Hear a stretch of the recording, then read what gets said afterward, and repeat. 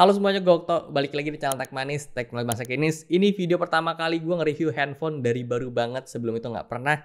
Dan ini mungkin akan jadi segmen baru di Tech Manis ke depannya. Dan kita mulai segmen baru ini dengan ngebahas handphone lokal harga 1,5 jutaan. Namanya Luna ya untuk smartphone-nya dia.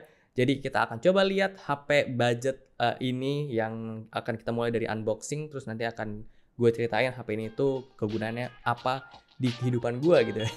Jadi kita akan bahas, langsung aja masuk ke videonya.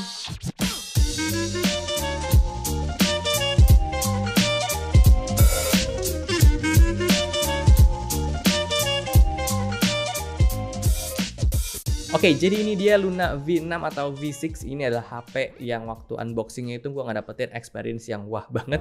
Karena di box gue itu susah untuk bukanya, terutama pas buka dia punya wall adapter juga itu sangat-sangat susah. Nggak tahu kenapa packagingnya itu kurang enak aja menurut gue. Tapi secara desain packagingnya gue sih suka ya. Ada aksen-aksen kayak batik gitu yang bikin ini kelihatan local pride itu dapet ya. Dan ya oke lah untuk dia punya desain tuh menurut gue mantep. Di paket permainnya kita dapat satu unit handphonenya yang udah kepasang tempered glass, terus dapat soft case, dapat manual book, ada kabel USB-C to USB-A, masih dapat wall adapter 10 watt. Dan menurut gue ini lumayan kecil 10 watt untuk sekarang ya, karena gue coba ngecas kemarin dari 0 sampai 100 itu dari jam 10 sampai jam setengah 2, jadi lumayan lama tuh ya. Ada 3,5 jam berarti. Gue udah kebiasa pakai fast charging, balik ke sini jadi agak gimana gitu. Tapi ya wajar sih karena ya kan HP-nya juga entry level gitu. Secara desain jujur gue suka banget sama HP ini. Kelihatan belakangnya ini simple, elegan, gak kelihatan murahan gitu. Dia dikasih finishing matte, jadi ini gak gampang kotor, gak gampang fingerprint juga, which is good. Ada desain triple kamera yang ada di satu frame gini, ya ini kayak HP-HP zaman sekarang. Dan menurut gue sih ini kebanyakan gimmicknya juga ya. AI kamera nanti kan gue coba kasih unjuk hasilnya kayak gimana. Satu kamera utama ini 20 megapiksel, terus ini ada depth kamera dan ada AI kameranya dia. Terus ada flashlight juga. Oke, jadi ini dia video yang gue ambil dari HP Luna V6 pakai kamera utamanya dia 20 megapiksel. Ini kalau gue lihat hasilnya itu ya nggak terlalu keluar warnanya, dan dia punya pixel itu juga kayak pecah gitu ya resolusi gambarnya. Gue nggak ngerti kenapa. Ya kayak HP entry level aja nggak bisa diunggulin banget sama kameranya dia. Udah cukup untuk dapetin 3 kamera di satu handphone yang harganya juga ini 1,5 jutaan doang. Jadi ini nice sih. Dan ini untuk kamera depannya dia 8 megapiksel, dan gue ngerasa ini warnanya magenta banget ya. Tapi ya udahlah ya.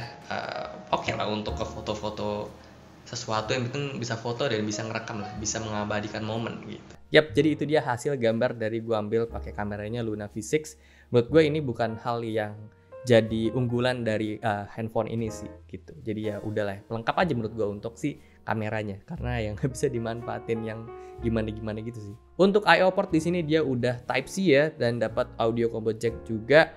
Terus di bawahnya ini ada mikrofon, ada speaker. Di samping kanan kirinya ini ada tombol volume, dan ini yang gue suka adalah dia punya fingerprint ya untuk security biometricnya. Ini udah nice banget dan gue ngerasa ini responsif. Dan di sisi kiri handphonenya di sini ada SIM tray yang udah bisa dual SIM, tapi SIM keduanya itu dia hybrid sama SD card. Dan ada smart button ini yang bisa kita mapping untuk jalanin aplikasi atau segala macam gitu. Kita bisa atur dari settingannya. Kalau di sini gue tekan yang lama untuk quick launch WhatsApp Business gua. Next, untuk layar handphone ini masih IPS panel dengan refresh rate di 60 Hz, resolusinya HD ya, jadi standar aja. Warnanya juga ini menurut gue ya cukup aja dengan ukuran layar di 6,5 inch. Yang paling gue suka dari handphone ini itu ada di spek dalamnya. Kita dikasih harga 1,5 jutaan, tapi menurut gue speknya ini cukup powerful di kelasnya. Jadi disclaimer dulu, gue tuh pakai handphone ini untuk keperluan bisnis aja. Kegiatannya tuh ngebalesin WhatsApp bisnis, terus gue ngebalesin komen juga dari kalian maupun Instagram atau YouTube. Terus gue bikin Google Calendar juga dari sini. Sempat kemarin dipakai untuk beberapa kali Gmeet juga gue pakai handphone ini, dan itu lancar semua kegiatan yang gue lakuin di sini ya.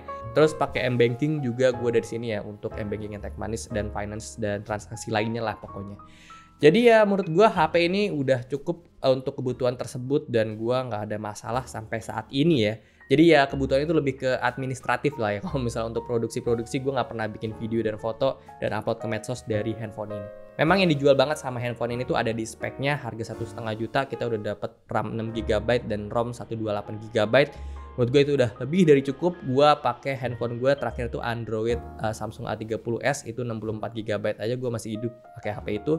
Dan sekarang sih 64 kayaknya gue udah nggak bisa pakai 64. 128 itu udah paling minimal banget lah batas bawah gue untuk pakai sebuah device gitu, handphone terutama. Dan untuk RAM 6 GB-nya ini yang nolong tadi gue bisa kerja berbagai aplikasi di sini juga ya, multitasking itu bisa gampang pindah-pindahnya, bootingnya juga so far so good, gak ada nge-lag, masih lancar jaya pindah ke satu aplikasi ke aplikasi lainnya. Untuk chipset handphone ini pakai UniSoC T606, ini setara sama Helio G35 dan Snapdragon 660 ya. Dan ini sih menurut gue udah cukup nice untuk sebuah handphone yang punya harga di 1,5 jutaan. Dan gue kemarin juga udah tes untuk dia jalanin game PUBG Mobile. Ini gue bisa main dari awal sampai habis game full, gak ada nge-lag sama sekali, konsisten ya. Gue ngerasa ini masih playable dengan settingan high dan HD. Jadi ini udah nice ya, gue suka sama si handphone ini, performance-nya nggak ada masalah. Budgetnya oke, performance-nya mantep, pastinya ada dikorbanin selain kamera tadi udah gue jelasin di awal. Di sini tuh sensor emang terbatas juga, nggak ada gyroscope. Untuk kalian yang pemain PUBG Mobile cukup kompetitif, menurut gue ini agak susah karena nggak bisa nge-aim yang tilt dan panning itu nggak bisa. Terus di sini juga nggak ada magnetometer untuk sensor yang bisa ngebaca kompas dari handphone ya. Jadi kita nggak bisa nih ngecek arah kiblat dari HP ini. Jadi ya itu menurut gue hal yang sebetulnya lumayan penting, tapi emang untuk orang-orang tertentu aja. Kalau misalnya kalian nggak butuh itu ya menurut gue nggak masalah. Untuk baterai handphone ini ada di 5000 mAh. Untuk kebutuhan gue yang udah gue sebutin tadi, ini udah cukup seharian. Gue coba main game itu berkurang 10% untuk main game PUBG Mobile dari awal sampai chicken dinner. Kendalanya itu ada di wall adapternya dia yang cuma 10 watt, jadi itu cukup lama. Gua ngecharge itu sekitar 3,5 jam dari 0 sampai 100%. Terakhir yang akan gue bahas adalah soal UI UX-nya. Android terakhir gue itu adalah Samsung A30s, which is dia pakai One UI, di mana One UI itu UI terbaik untuk Android menurut gue ya. Di sini dia pakai Android stock untuk Luna V6 dan emang simple banget untuk dia punya UI UX-nya. Enaknya sih ya ini nggak makan dia punya hardware ya, dia nggak kerja keras karena emang ini sesimpel itu gitu, jadi nggak ada yang spesial menurut gue untuk UI UX-nya, tapi ya udah ada semua sih ya, nggak ada masalah sama sekali sih menurut gue. Dari kemarin juga gue nggak ada nemuin bug gitu, jadi ya ini akan terbiasa sih menurut gue ketika kita emang udah kebiasa pakainya. Emang ya UI UX tuh lebih ke sana sih gitu ya, yang penting udah bisa kepake lah dan nggak ada masalah gitu ya. So, konklusi untuk handphone ini harga 1,5 jutaan, dapat performance yang oke banget, RAM 6 GB, RAM 128 GB. Kita dapat chipset UniSoC T606 juga yang udah octa-core dan itu udah lumayan oke, performance-nya bisa main game dan semua aktivitas gua kayak tadi WhatsApp bisnis, balesin komen, terus buka banking dan segala macam. Mesen-mesen online juga bisa ya, kayak Tokopedia, Gojek, Grab itu bisa semua di sini, nggak ada masalah. Pindah-pindah aplikasi ini aman-aman aja. Jadi ya ini handphone budget yang menurut gue performance bisa diandalin, cuman nggak bisa untuk kameranya, no banget sih menurut gue. Cuman kalau misalnya kalian ngerasa cukup ya fine-fine aja gitu. Oh ya, gue udah lupa nyampein di sini, gue nggak ngerti kenapa nggak ada Instagram, cuman ada Instagram Lite aja. Dan di mana itu Instagram Lite adalah Instagram yang tidak sangat ramah untuk gua. Gua nggak tahu kenapa. Jadi beberapa handphone entry level emang ada yang nggak support untuk Instagram ya. Jadi kalau misalnya kita search di Play Store, Instagram itu nggak muncul. Langsung disuggest itu ke Instagram Lite.